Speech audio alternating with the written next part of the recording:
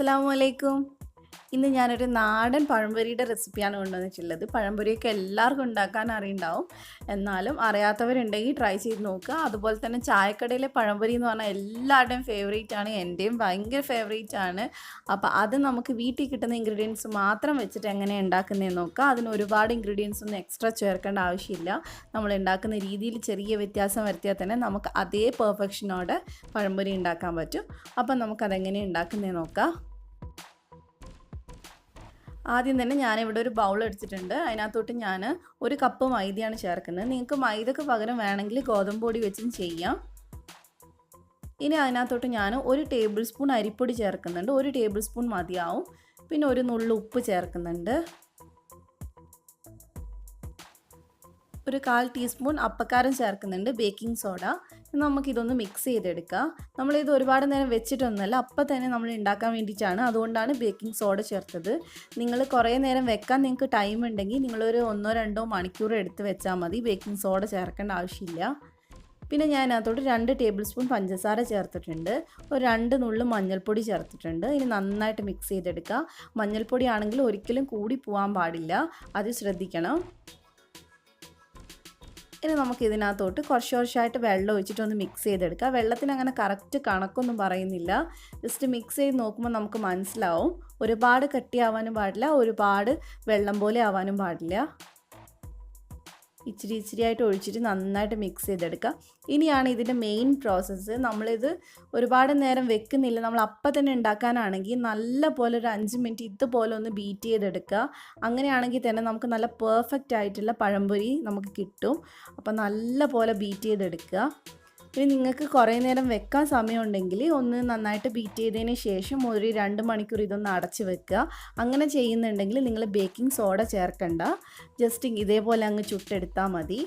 പഴംപൊരി തന്നെ നമുക്ക് 2-3 ടൈപ്പിൽ ഉണ്ടാക്കാൻ പറ്റും. തലേന്നത്തെ ദോശമാവ് ചേർക്കാം, അതുപോലെ തന്നെ തൈര് വേണമെങ്കിൽ ചേർക്കാം, മുട്ട ചേർത്തുണ്ടാക്കാം. പക്ഷേ അതൊന്നും ചേർക്കാതെ ഏറ്റവും സിമ്പിളായിട്ടുള്ള ഒരു രീതിയാണ്. അപ്പോൾ നമ്മുടെ മാവ് നന്നായിട്ട് റെഡിയായി വന്നിട്ടുണ്ട്. നല്ല പോലെ ഞാനിത് അടിച്ചെടുത്തിട്ടുണ്ട്. നിങ്ങൾ പഴത്തിൻ്റെ മധുരത്തിനനുസരിച്ച് മധുരം ഒന്ന് നോക്കിയിട്ട് വേണമെങ്കിൽ ചേർത്ത് കൊടുക്കുക. ഇനി ഞാനിവിടെ 3 പഴം വെച്ചിട്ടാണ് ചെയ്യുന്നത്. അത്യാവശ്യം പഴുത്ത നേന്ത്രപ്പഴം തന്നെ എടുക്കാൻ നോക്കുക, എന്നാൽ മാത്രമേ ടേസ്റ്റ് ഉണ്ടാവുള്ളൂ ഇത് ഉണ്ടാക്കി കഴിഞ്ഞാൽ. അപ്പം നമുക്കിത് നീളത്തിലൊന്ന് അരിഞ്ഞെടുക്കുക. ഞാൻ ഒരു പഴത്തിന് 3 പീസായിട്ടാണ് എടുക്കുന്നത്. ഇത് ഒരുപാട് വലിയ പഴമല്ല, ഒരു ചെറിയ പഴമാണ്. ഇതുപോലെ നീളത്തിലൊന്ന് അരിഞ്ഞെടുക്കുക. ഇതുപോലെ ഞാൻ എല്ലാം ഒന്ന് അരിഞ്ഞെടുത്തിട്ടുണ്ട്. ഇനി നമുക്ക് ഇതൊന്ന് ഫ്രൈ ചെയ്തെടുക്കാം. ഇത് ഫ്രൈ ചെയ്യാൻ വേണ്ടി ഞാനിപ്പോൾ ഇവിടെ വെളിച്ചെണ്ണ ഒഴിച്ചു കൊടുക്കുന്നുണ്ട്. വെളിച്ചെണ്ണയിൽ തന്നെ ഫ്രൈ ചെയ്യാൻ നോക്കുക, എന്നാലാണ് ആ നാടൻ ടേസ്റ്റ് കിട്ടുള്ളൂ, നല്ല മണവും കിട്ടുള്ളൂ. ഇപ്പം നന്നായിട്ട് ഇത് ചൂടായിട്ടുണ്ട്. നമുക്കിനി ഇതിനകത്തോട്ട് നമ്മുടെ പഴംപൊരി മുക്കിയിട്ടൊന്ന് ഇട്ട് കൊടുക്കുക.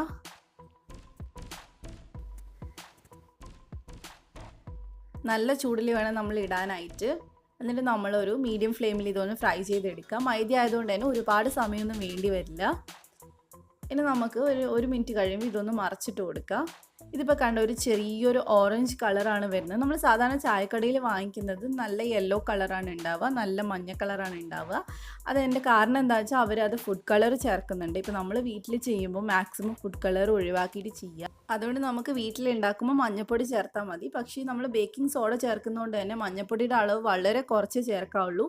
ഞാൻ ഇട്ടപ്പോൾ അത് കുറച്ചധികം ആയിപ്പോയിട്ടുണ്ട്. 1/4 ടീസ്പൂണിൻ്റെ അടുത്തായിട്ടുണ്ട് മഞ്ഞൾപ്പൊടി. അപ്പോൾ 2 നുള്ളു മാത്രം ഇടുക. എൻ്റെ ഇപ്പോൾ കുറച്ചധികം ആയിപ്പോയതുകൊണ്ടാണ് കളർ ഇത്തിരി ഒന്ന് ചേഞ്ച് ചെയ്തത്. അപ്പോൾ അത് ശ്രദ്ധിക്കുക. രണ്ടും കൂടെ ചേരുമ്പോൾ റിയാക്ഷൻ നടക്കുന്നതാണ്. അപ്പോൾ നിങ്ങൾക്ക് വേണമെങ്കിൽ മഞ്ഞൾപ്പൊടി ഇടാതെ ഉണ്ടാക്കുക. അപ്പോൾ ഒരു ക്രീം കളറായിരിക്കും നമ്മുടെ പഴംപൊരിക്ക് ഉണ്ടാവുക. അതുപോലെ തന്നെ കുറച്ച് നേരം വെച്ചിട്ടാണ് ഉണ്ടാക്കുന്നുണ്ടെങ്കിൽ ബേക്കിംഗ് സോഡയും ചേർക്കേണ്ട ആവശ്യമില്ല, മഞ്ഞൾപ്പൊടി മാത്രം ചേർത്താൽ മതി. നമുക്കിനി ഒന്നുകൂടെ ഇതൊന്ന് തിരിച്ചിട്ട് കൊടുക്കുക. ഒരു ബ്രൗൺ കളർ ആവുന്നവരെ നമുക്കൊന്നിത് ഫ്രൈ ചെയ്തെടുത്താൽ മതി. മൈദ ആയതുകൊണ്ട് തന്നെ നമുക്ക് പെട്ടെന്ന് റെഡി ആയിട്ട് കിട്ടും. ഇതിപ്പോൾ ഇവിടെ റെഡി ആയിട്ടുണ്ട്. നമുക്കിനി ഇതെടുത്ത് മാറ്റാം. ഇതിൽ ഒരുപാട് എണ്ണയൊന്നും കുടിക്കില്ല, നിങ്ങൾക്ക് ഉണ്ടാക്കുമ്പോൾ തന്നെ മനസ്സിലാവും. ഇതേപോലെ തന്നെ ബാക്കിയുള്ളതൊക്കെ ഒന്ന് ചുട്ടെടുക്കുക. അപ്പോൾ ഇത്രയേ ഉള്ളൂ, വളരെ സിമ്പിളാണ് ചെയ്യാനായിട്ട്. ഇതുപോലെ ചെയ്യാത്തവരൊന്ന് ട്രൈ ചെയ്ത് നോക്കുക. എന്നാലും മിക്കവരും ഇങ്ങനെ തന്നെയായിരിക്കും ഉണ്ടാക്കുന്നത്. എൻ്റെ വീട്ടിലൊക്കെ എപ്പോഴും ഇങ്ങനെയാണ് ഉണ്ടാക്കാറുള്ളത്. അപ്പോൾ അറിയാത്തവർ ട്രൈ ചെയ്യുക, ട്രൈ ചെയ്തിട്ട് അഭിപ്രായം പറയുക. നിങ്ങൾക്ക് എൻ്റെ വീഡിയോ ഇഷ്ടപ്പെട്ടിട്ടുണ്ടെങ്കിൽ ലൈക്ക് ചെയ്യുക, ഷെയർ ചെയ്യുക. അതുപോലെ തന്നെ നിങ്ങൾ എൻ്റെ ചാനൽ സബ്സ്ക്രൈബ് ചെയ്തിട്ടില്ലെങ്കിൽ ഈ വീഡിയോൻ്റെ തൊട്ട് താഴെ സബ്സ്ക്രൈബ് എന്നൊരു റെഡ് ബട്ടൺ ഉണ്ട്, അതൊന്ന് ക്ലിക്ക് ചെയ്യുക. അത് ക്ലിക്ക് ചെയ്യുമ്പോൾ തൊട്ടടുത്തൊരു കുഞ്ഞു ബെല്ലിൻ്റെ പടം വരും, അത് ക്ലിക്ക് ചെയ്യുക. അപ്പോൾ 3 ഓപ്ഷൻ വരും, അതിൽ ഓൾ എന്നുള്ള ഓപ്ഷൻ ക്ലിക്ക് ചെയ്താൽ മാത്രമേ ഞാൻ വീഡിയോ ഇടുമ്പോൾ നിങ്ങൾക്ക് കിട്ടുള്ളൂ. അപ്പോൾ ഇൻഷാ അല്ലാഹ് നമുക്ക് മറ്റൊരു റെസിപ്പി ആയിട്ട് വീണ്ടും കാണാം. Thank you for watching.